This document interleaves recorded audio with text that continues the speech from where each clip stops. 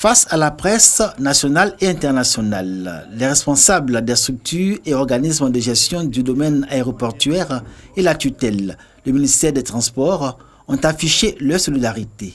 Au-delà, la détermination commune de poursuivre la sécurisation de cette zone hautement sensible et stratégique dans un contexte où déjà l'aéroport international Félix Houphouët-Boigny est crédité de sûr, fiable et sécurisé. L'aéroport d'Abidjan est un des aéroports les plus sûrs d'Afrique. Et cette qualité, elle a été reprise, constatée par des audits, par des inspections, faites par des États, des aviations civiles et même les compagnies qui viennent à l'aéroport d'Abidjan. Poursuivre la sécurisation de la zone aéroportuaire, mais également engager des actions et contexte oblige, prendre des mesures pour la renforcer. L'urgence aujourd'hui, c'est le déguerpissement des habitants du quartier Adjoufou. On sait, et ils le reconnaissent, qu'ils ont squatté les alentours de l'aéroport et s'y sont établis durablement dans l'illégalité, malgré les injonctions des autorités aéroportuaires et le gouvernement. L'opération de déguerpissement commence lundi 20 janvier et va concerner d'un premier temps les riverains situés à une distance de 50 mètres de la clôture de l'aéroport côté sud.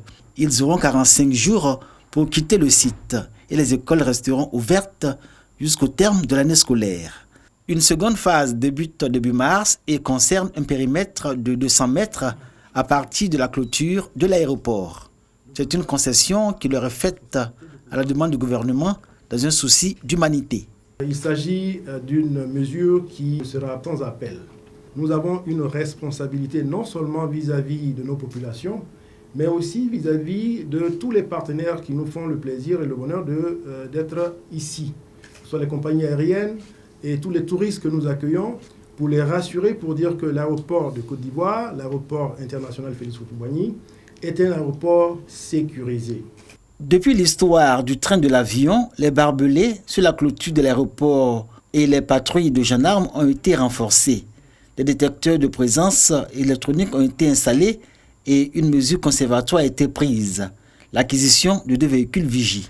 À propos du recasement des populations de Guerpi, le directeur de cabinet du ministre des Transports indique que le ministère de la Construction et de l'Urbanisme, les mairies de Port-Bouët et Grand-Bassam mènent la réflexion.